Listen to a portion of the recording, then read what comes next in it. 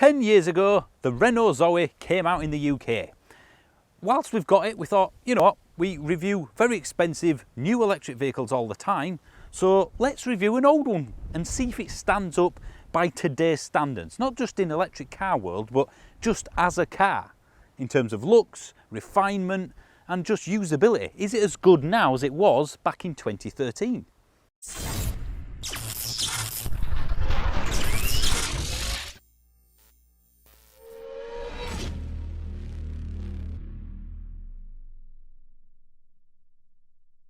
Let's start with the looks, and to me it looks as good today as it did back when it came out.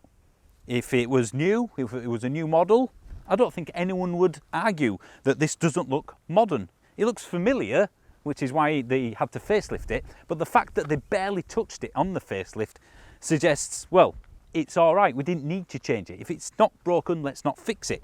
The one thing that does date it is this rather appalling key card. I mean, it fits nicely in your pocket, but it is pretty basic. Now, the charging, one Achilles heel of the Renault Zoe, the 22 kilowatt hour specifically, because, well, it doesn't DC rapid charge. 22 kilowatts on AC, which isn't bad, but it's not really up to today's standards or even close to it. You could get the 43 kilowatt version, so there are two that you can get out there. A second car, a partner car, whatever you want to call it, that's what it did when it was new, and that's what it still does today. Again, you've got that small French hatchback sort of approach. It's based on the Clio, you could probably see that in the dimensions here. And you have something quite clever, at least for its time. They've got narrow windows, and that was to reduce the amount of load on the climate control, because the more windows you have, the less insulated it is, and the more effort you have to put into heating or cooling the car down. The other things that I've come to like as well after owning this are plastic bumpers and wings, because they're not only, you know, don't have to worry about it in terms of rust, they're easily repaired, not that one, that one, and, well, it's just easily cleaned. So it does stand up, but in terms of looks, again, it's modern. There's nothing wrong with this at all. Rear door, not the most space in the rear, but easy access to it at least. The back, you've got these cute rear lights with all the wavy blueness, because it's eco, and you've got the Zoe badge, you've got, again, kind of a cute rear end, it's kind of bulbous. But the one thing that the Zoe is much better for than I think a lot of people give it credit is its boot size. 338 litres. And I'm just having a quick look around. According to this, the Ford Focus, as in the 2023 version, has 273 litres. So although the shape, you know, it's quite deep, it's not the easiest thing to get in and out of, it's a big boot.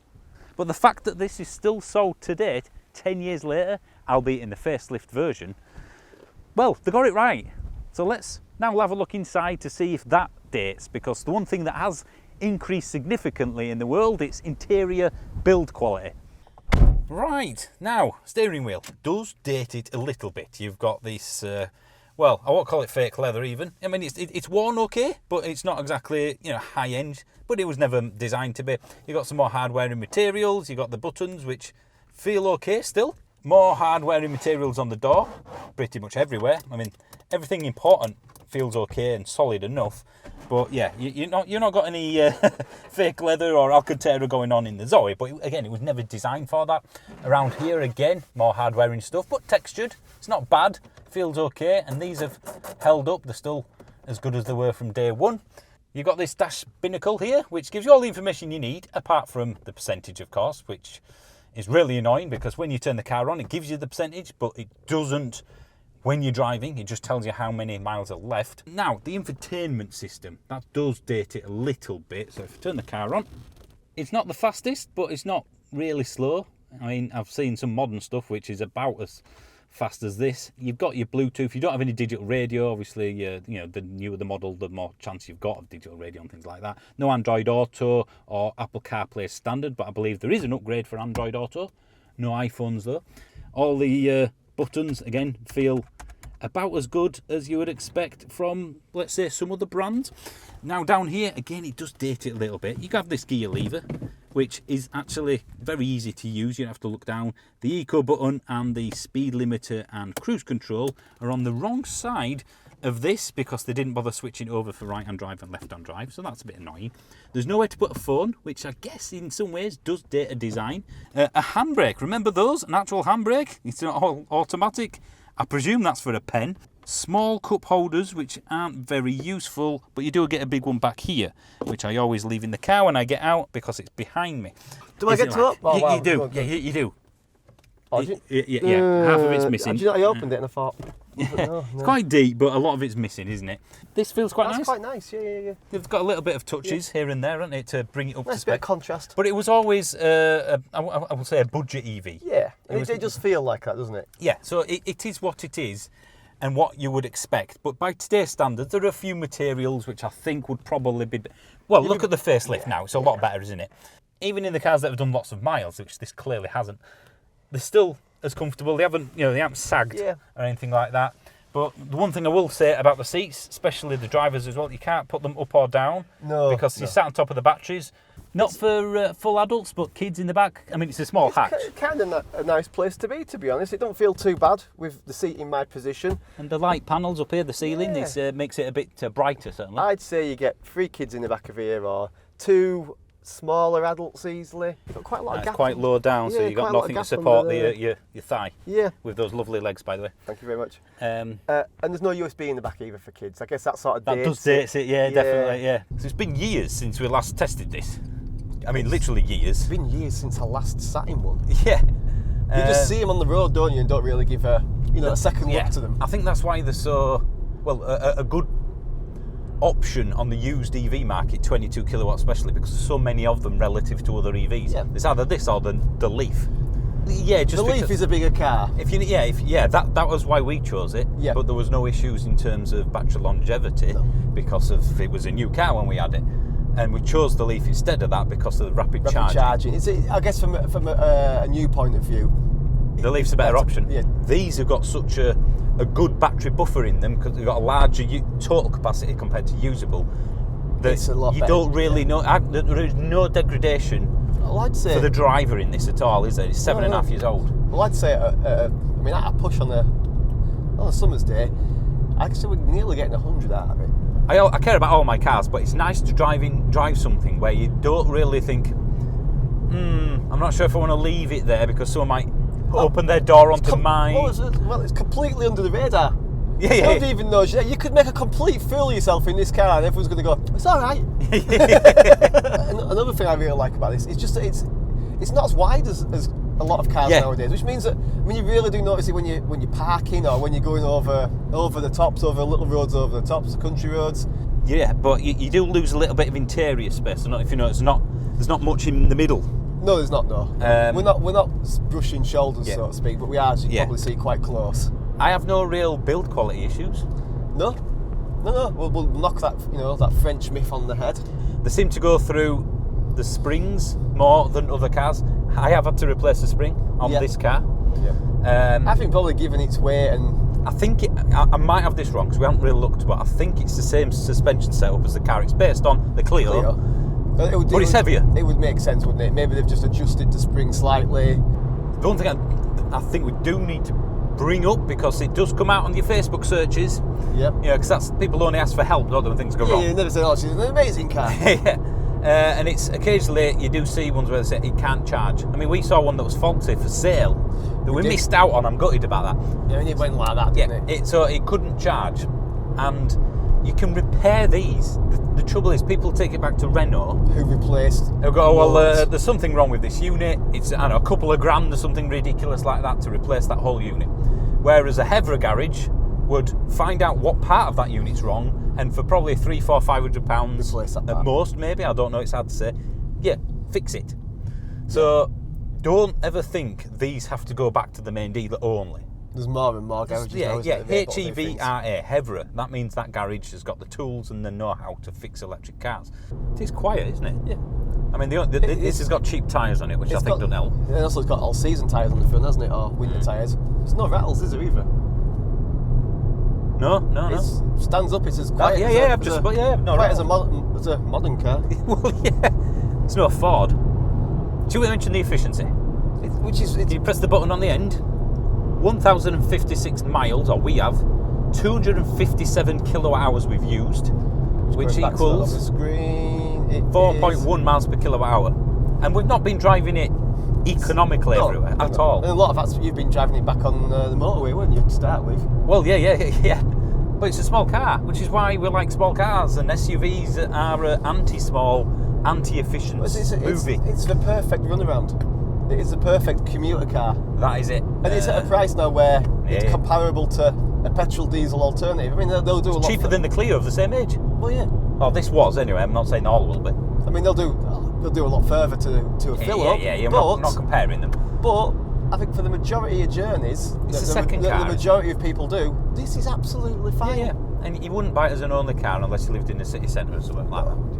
Yeah. Is this the best used electric car in terms of value? Absolutely. In terms of value, yeah, without a doubt. It has to be, hasn't it? Yeah. I mean, a usable, short range usable. There's not much electric choice. Vehicle. Same, as far as I'm concerned, same range from new. Yeah, there's bound to be good and bad examples of everything, but there's way more good than bad. Handling wise, is it Renault Sport? No. You're all right if you drive normally, but if you put any exuberance in it, It's a bit. it leans a bit, doesn't it?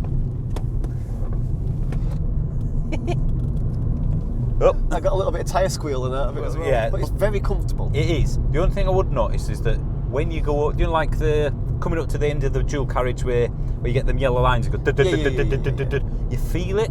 Yeah. A lot more than I expected, or at least you hear it. You know, it's like Yeah. whereas other cars would kind of, yeah. So it's a soft suspension, but it is still a small car.